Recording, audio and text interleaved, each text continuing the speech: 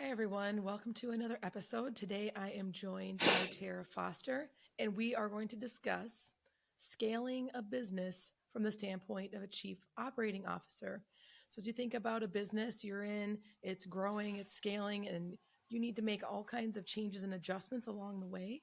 And so, we're going to talk about some major topics in that space around supplier management, simplifying manufacturing, some flexible tools, and building a team. So, Tara, super excited to have you.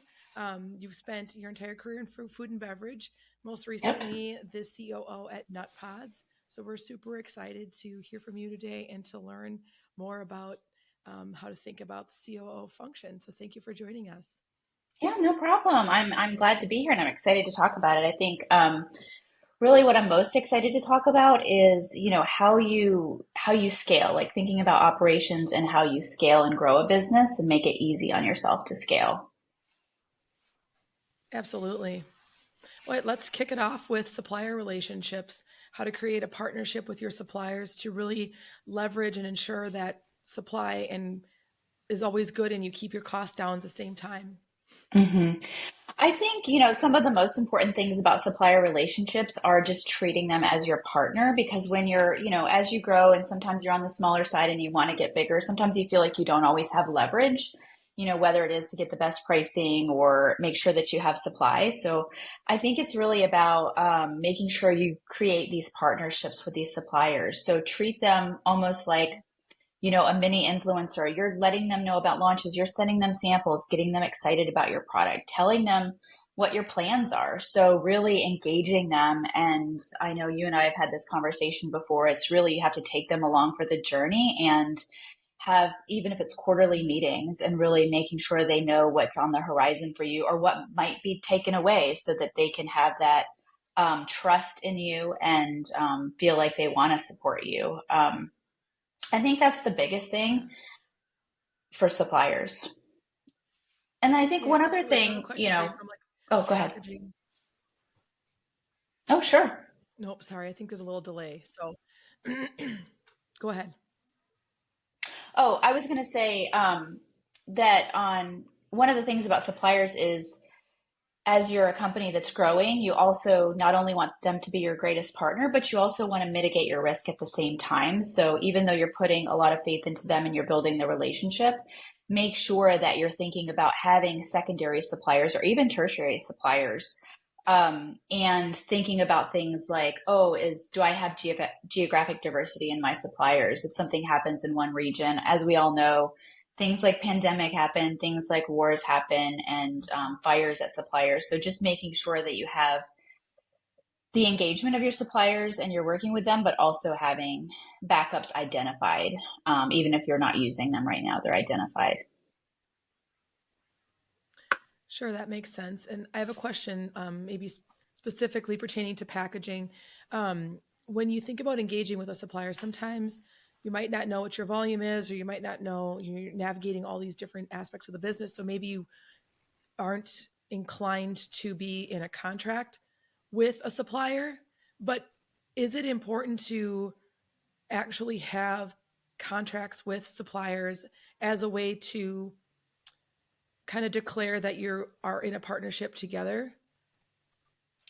I think so. I mean, and it's more about defining the terms, right? Like, so just making sure everybody's aware of things and you're both on the same page, specifically for key ingredients. If it's something that you can get from a lot of different people, maybe it's not as important, but you certainly want to make sure they understand, what's required of them from a quality perspective, that what your payment terms are even so that they don't try to move those up on you. What if there is, you don't always have to have a locked in contract of pounds of volume, say for ingredients. I know it's different with packaging, but you can say, here's a range, or, here's the minimum that we will take from you. But I think that it's important to have something in writing Yeah. in order to make sure everybody understands and is on the same page. Because those things are written for when something goes wrong, right? Not Right. necessarily when everything's right.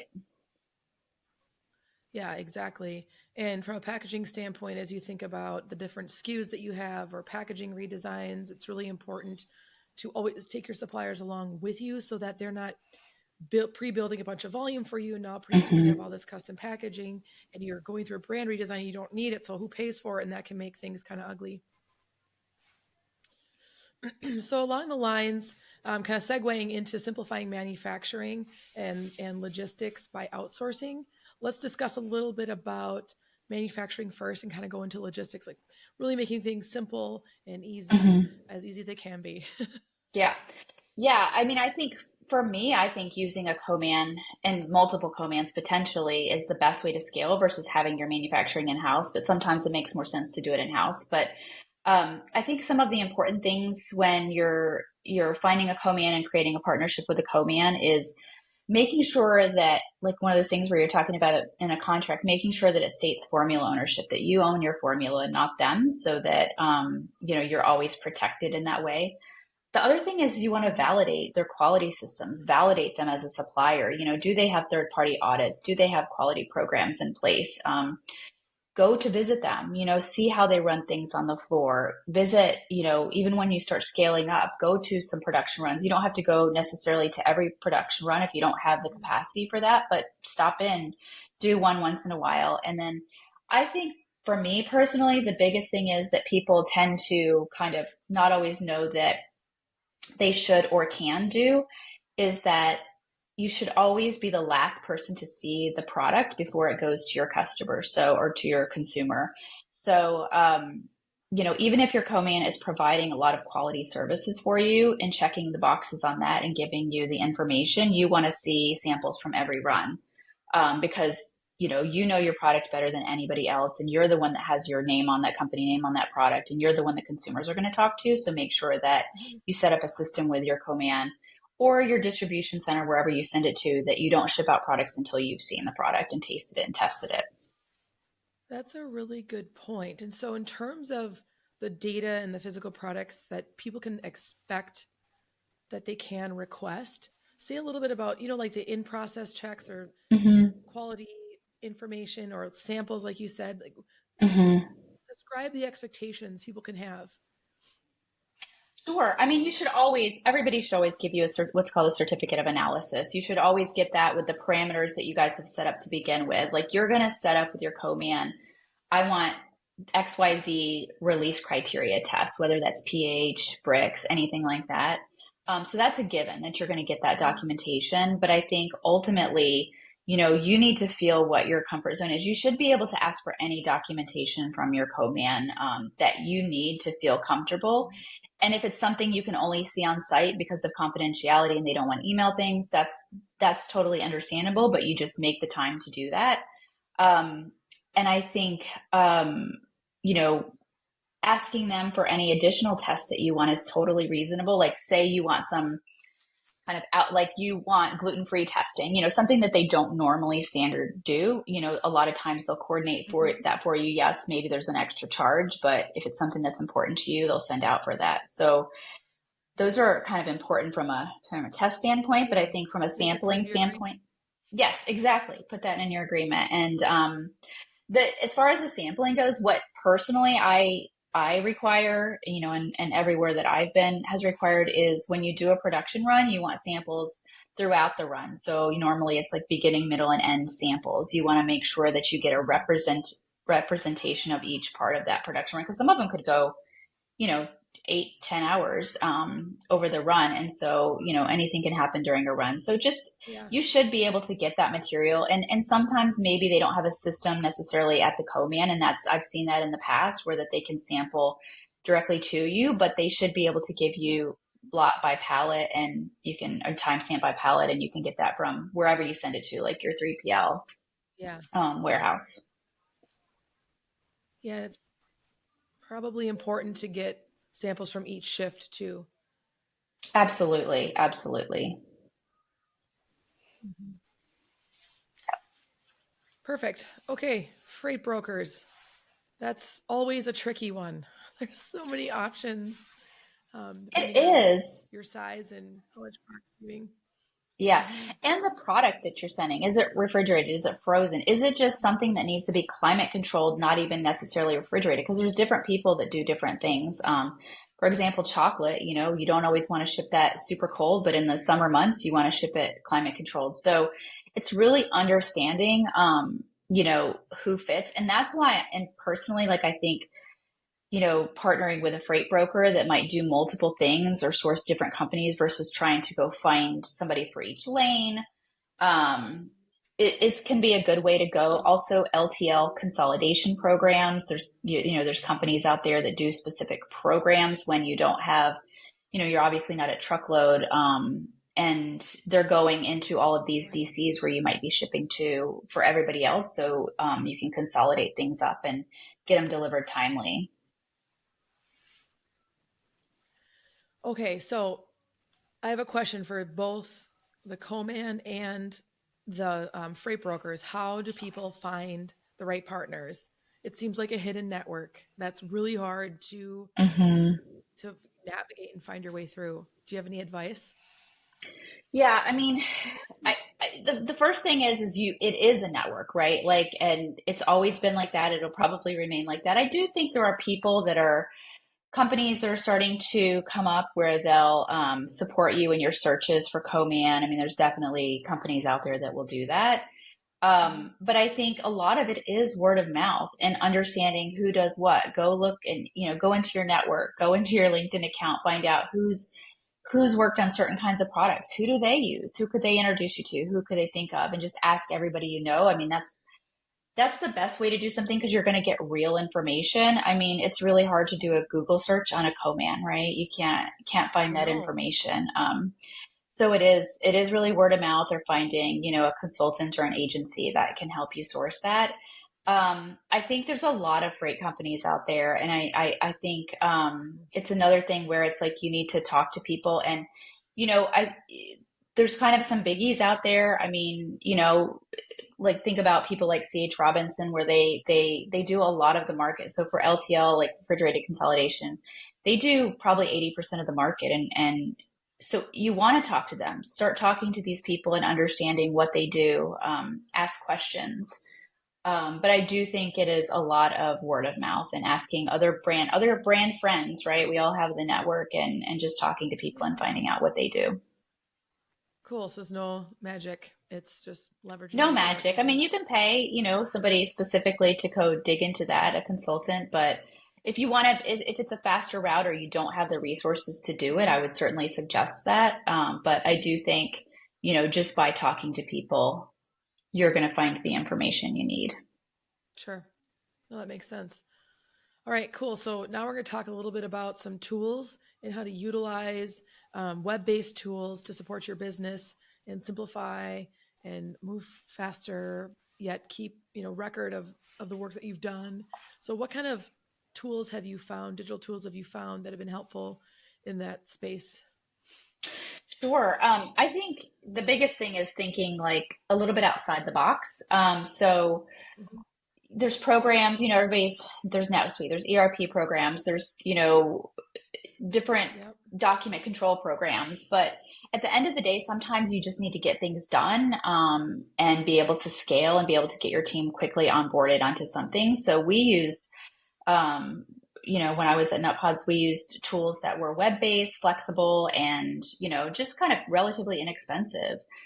Things like Yeah. Asana, it's project management, but we really utilized it for commercialization. So making sure that everybody has accountability and visibility and can see it right away. And you can do things like build templates. It doesn't need to be cumbersome. You can set up templates and then just pre-populate it every time you're doing a launch, say. And we use it for other things, but I think for new product launches and commercialization is where it shines, in my opinion. Yeah. And Yeah, and I uh, think if you want to use Asana and you're not sure how to set up those templates because it can be a complicated program, there are plenty of people like on Fiverr that you mhm, can hire to set everything up for you so that you can kind of eliminate that frustration. And yes. there's so much out there. It's so amazing. I know. So many people that know how to do that stuff, super quick, so utilize those resources. The other one we Yep. use a lot is Airtable. I really love that as a tool. It's pretty simple. It's a database tool, really, when it comes down to it. But the analytics that you can pull out of it, the flexibility that it has, there's a lot of plugins. So you can send out notifications when a process has been done, like if you're using it for quality testing or if you're using it for packaging design. You know, when you're done with a specific rev, you can of packaging, you can have all of the specifics about that packaging set up in the database, whether it's render pictures, it'll hold pictures. So render pictures, the specs of the packaging, the rev number, whether it's when it's launching. So kind of having all that information and being able to push that out to people very quickly, or having people be able to access it themselves with their own personalized view, I think is a really cool thing. Sure. Then it And then also, the for other that, cool thing, oh, sorry, go ahead. no, there's a little delay. Sorry. I was just going Oh, to it's okay. ask with Airtable, then is there a common field where like maybe you have a product code and you can connect things to that product code? So as you were saying earlier, there's different revisions or different changes. Hmm. Is it all kind of searchable by like a product code or some other Yes. value to kind of keep together? Okay. Yeah, it's very user friendly. I mean, you've got your search functionality and you can search on anything that's in that database. So whatever columns you set up. It's kind of like think about if you had an Excel spreadsheet with all of this stuff, it's kind of Yeah. putting that into a database which has more control and functionality so that you can't somebody doesn't accidentally delete things. That's the big problem with Excel is we create all these massive spreadsheets for demand planning or um, you know, keeping track of things that are really important. And while Excel is a great tool, it has a little bit of hiccups when it comes to structure and, Absolutely. being able to the searchability, the analytics, it's a little bit more cumbersome. So I like Mhm. Airtable as a tool. And the thing is over time, if you used it for something like say you're using it for quality control checks over time or for consumer complaints over time, you've gathered so much information about your business. It's almost like your own little mini AI tool, right? You can do analytics on it and see what's going on, and ask, basically ask it the right questions, so that you can see what's going Yeah. on and get a history and that type of thing. I think probably the other tool that I really like, that sounds super simple and is Box. I mean, I probably Dropbox says this too, but I prefer Box. Um, it's normally a repository for Hmm. your documents, right? And that's searchable and that's great. But the other functionality that I like to use a lot is really workflow. So a lot of times in a business, you need to have multiple people look at a document and sign off on it, make adjustments to it, you know, assign tasks to people to look at it. And it has that built in functionality that I think a lot of people don't know about it and will spend money on systems to do this when, this is something that's relatively inexpensive to do and you can do it right away. It doesn't require, people building a whole new custom system or way to do things or upload a lot of Yeah. data other than the documents that you've already probably been uploading. Sure, that makes sense. And I have a question because I've received questions and I've heard a lot of people talk about demand planning and forecasting. I mean, I think forecasting in general is always really a messy um, Hmm.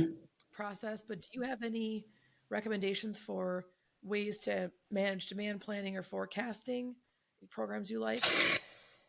Yeah, I mean, it's like you need to have a crystal ball, right? Because I know. you can't. It's like basically you think when you think you know how it's going to work, then it changes. So honestly, demand planning requires you know constant supervision, right? It's not letting it go too long. I think you can't just put in a monthly plan. And there's tools, there's different programs out there. I mean, you can start in Excel. A lot of people start that way, but then you can get more, customized programs, buy different systems to put in place. But everybody can start with Excel, but it's a matter of looking at it often and asking questions. I think the biggest part, and it probably leads into something we should talk about next, is really the team perspective of demand planning. So it's not Yeah, one person who does demand planning, it's getting the engagement of your marketing team, of your sales team, and really trying to be proactive and ask questions or question if you get in big orders from a customer, everybody's going, yay, but you're like, is there something going on that I don't know about? Like, or are they going to not order next month? So really trying to have those conversations within between the different functions in the organization. sure, that makes sense. And then, yeah, in terms of the team, we talked about a lot of different a lot of different ways to leverage the people that you're working with. Typically, as you're scaling, you're starting with a small team with a lot of Mm. people wearing different hats at the same time. And so, how do you think about utilizing your team so that, let's say, somebody's out sick for a while, or is gone for some other reason, you can cover them, right? And people aren't freaking out. So, say a little bit about that. Oh, sure. Yeah, I think it's the biggest potential gap that there is. The people. People are the most important thing in an organization, and um, one of the ways I think that you can kind of protect against what you're saying if somebody's out is to really make sure that everybody is cross-trained. I think people think of cross-training within a department, and that's obviously a good thing. So if you're, maybe your freight team can be cross-trained with your demand planning team or your supply team. But I Sure. think that it can be bigger than that. There's certain functions where some of your supply chain team potentially could be cross-trained on some quality functions.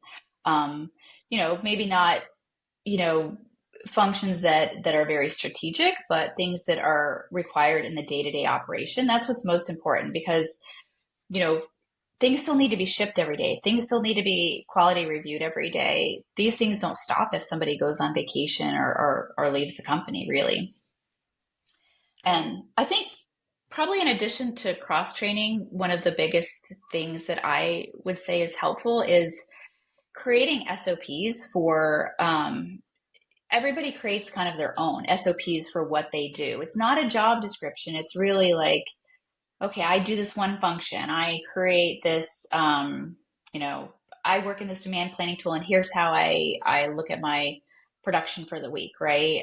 So really kind of writing out all of the steps for what you do and your different functions. And they don't have to be fancy. A lot of people think about SOPs and they're rigid and they have to have a certain structure. Yes, you can do that and that'd be great. But like at the beginning, can everybody just put something, a document together on the different things that they do so that when they're out, or if, hopefully they're not leaving, but if they leave, you've got something to give somebody for a training tool or a reference tool. Sure, that makes sense. And then that kind of feeds into culture and how you create a space for people to work. I know that in any company, but especially for small and growing business or smaller and growing businesses, it just can get really stressful. And sometimes you kind of lose touch with what you're doing and why you're doing it. It can, right? Mm-hmm. Like, say a little Yep. bit about building culture at a company, any stories you've had maybe from your experience, anything that went well or you think you'd do differently. Would love to hear on the culture piece. Sure. Yeah, I think that's what it really boils down to, especially for, long-term retention and getting to your goals as a company. First of all, you want to you spend a lot of time with these people at work. So you want to work with people that you enjoy working with and you have a good working relationship and you have fun with. So I think that don't take that lightly, right? You want to have a good working relationship. And the biggest starter to that is everybody understanding what they're doing. Like you were mentioning that is that what are the goals of the company? And there's probably a higher overarching one, but then you've got annual goals. Like, what are those goals and how does my job help support that? Even down to, you'd think like sales, oh, we're going to get X amount of new sales this year. That really does take everybody, right? Even somebody, doing the QHX, doing the R&D work, doing shipping freight out the door. Are they getting on time and in full deliveries, right? Is that product on shelf? Because if that doesn't happen, those sales don't hit. So So I think everybody knowing how they ladder up to the goals and being excited, they can be excited about it. They can feel like they're in control. They have the ability to help the company, and everybody really, that's the end of the day. I think everybody really wants to help. And also, I think making sure people are allowed to ask questions. Like, never feel that there's a silly question. Take everyone seriously. Just have an open environment for that, because when people feel like they can ask questions, then they're going to tell you if something's wrong, or if something doesn't make Right. sense, so that you have some ability to fix it or to support them in what they need. And I think sometimes, and in the past, maybe I've been at a company where you didn't feel like you're supposed to know what you're doing, or you're supposed to know everything about your job. And it's like, well, maybe you don't know how that impacts everybody, or maybe you don't know something and you should know. And don't be afraid to ask, and don't kind of push back on people when they ask why they're doing something, because if they know the why, it's going to be something that they understand and they support, right? They can get behind. Yeah, absolutely. And I think there's a couple different teams of people, right? There are the people that are in the leadership roles and in Hmm. the office, and then there's the people that are the line operators that are day to day interacting with the product. Do you have, and what we're talking about applies um, to both the whole company, right? Not just Hmm. one group or the other. But in terms of like, I really love leveraging the people who are working on the line because they see stuff that you don't. Like, even if you do spend time out there, they can come up with different ways you can be efficient or produce a better product or whatever. Do you have any either examples of really utilizing people who are actually working on the line Hmm. for their expertise, or anything else you'd say about that? Because I think sometimes people forget of the rich resource that line operators are. 100%. And I think that's the first place you go, is really, and we talked about the cross-functional team before, but it's really when you have a problem. So if you're having a problem with your product, you're doing a new launch. Let's say you're doing a new launch. This has happened, something you've done the small scale, the small benchtop work, then you've scaled it up, but then you go to full scale production and then something just isn't right. You need to gather together the people that were involved in that. Sometimes people will just, like you said, keep it at leadership, or keep it even just with the technical team. And they might have been at the run, but they don't run everything every day, right? And see lots of different products, especially if you're working at a co-man. They understand they've done lots of different things over the years. So those operators sometimes will figure something out, like, oh, well, this product, this material didn't come in as it normally did. Now I remember it. It was a little bit clumpy, or I'm not used to seeing something like this. And you'll just catch little things that maybe at the time they didn't think was a big deal.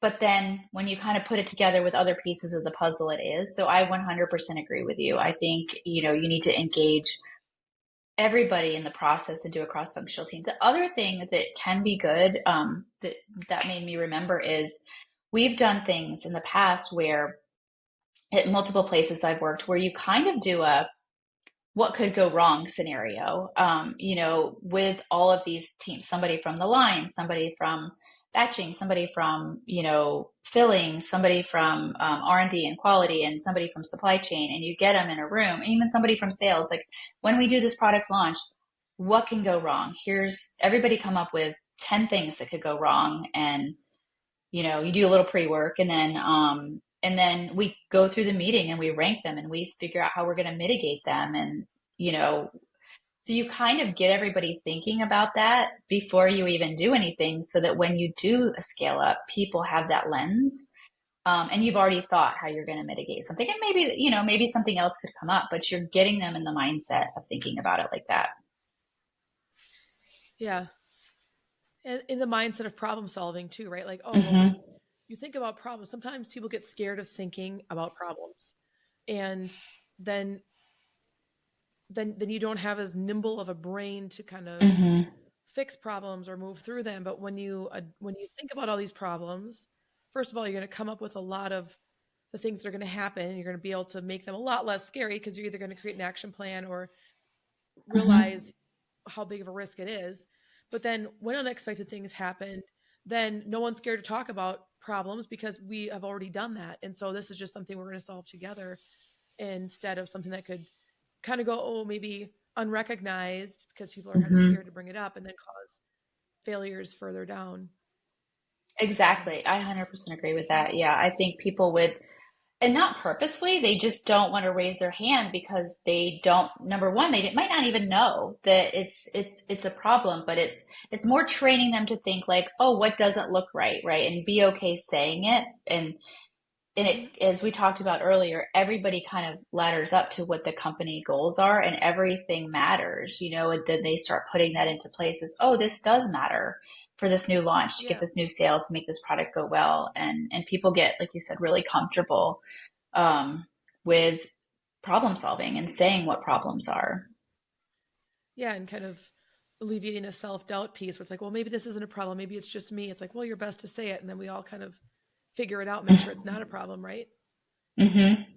But supporting a Yep. culture of communication, right? And just, you Mm-hmm. said we are all, and I think that's another really important thing is communicating the direction the company is going to every single person, whether it's just, hey, this is our volume target, or hey, we've been playing around with new products, or hey, we're thinking this one isn't doing so well, we might DC it, but really just make just steering the ship in one direction, having everybody kind of row that direction, right? I Mm-hmm. don't know if you row ships, but anyway, because otherwise you kind of start creating churn and confusion, and that's not where you want to be, especially as you think about all the changes that are coming as you scale a business, right? So Mm-hmm. I like that. Yeah. I like your analogy too about the boat. I think all of these things we're saying about the team and the culture is really allowing the whole team to say what they think before a decision's made. And then, Mhm. like you're saying, once a decision's made, then everybody feels comfortable to get in the boat and row because they've already said all the things they think or they've been heard, basically. So now Yeah. they're free to get in the boat and row in the direction that we all agreed on. Hmm. Oh, I like that. Cool. We've talked about a lot of cool things. Yes. A lot of great topics about scaling a business, taking it to the next level from the perspective of a COO, but also a team member um, in a company that's growing. So, is there anything else maybe we wanted to add or we missed talking about? I think probably the biggest thing is that, you know, whatever is, and this is probably more to, the founders and people starting companies, maybe having a company that's smaller but they're trying to scale, is that whatever problem you have, somebody else has had it. So don't get, upset about it. Just figure out a way, talk to people, figure out a way to solve it. Everybody's had the problems. It's just, getting through those brick walls and figuring out everything's figure outable, I think, as that was said by Marie Forleo, I think, is she wrote that book. Everything is figure outable. So that's how I kind of ran things, as a COO. My job is to just know that there's going to be problems, but know that there's a way to figure them out, and you just have to find the resources to figure them out. Yeah, and keeping that open mindset, right? Yes, exactly. Mhm. I know just even for myself in my own personal and professional development, I love, there's so many books out there. There's so many books out there that even in building a business and all these things, like that's also a great way for people to kind of learn more about themselves and about where they take their Mhm. mindset and really trying to stay in that open mindset space. I think when you're working for a business and you're growing, you're scaling in any capacity, it's Mhm. really about, it's 90% of everything is in your head, right? Like, okay, here's a problem. Well, are you going to call it something that's figure outable, or are you going to let it really stress you out? And then how are you kind of training your own mind to think about Mm. problems and growth, or anything else, right? Just like you said earlier, just really leveraging all the tools that are available to you and knowing that Mhm. everyone has had similar problems, and you're just really not alone. And it's really about navigating those issues that's going to really propel the business forward, right? Versus kind of taking you down, um, and just never giving up, right? Absolutely. Absolutely. Cool. Well, thank you very much for joining us today. Appreciate all of your insights. It's been Yeah. fantastic. Thank you for having me. It's been great to chat with you and just enjoyed having the time here. Thanks so much. You're very welcome. And then if anyone wants to reach out to Tara, her contact information will be in the show notes. All right. Thanks, All everybody. right. Thanks. Bye.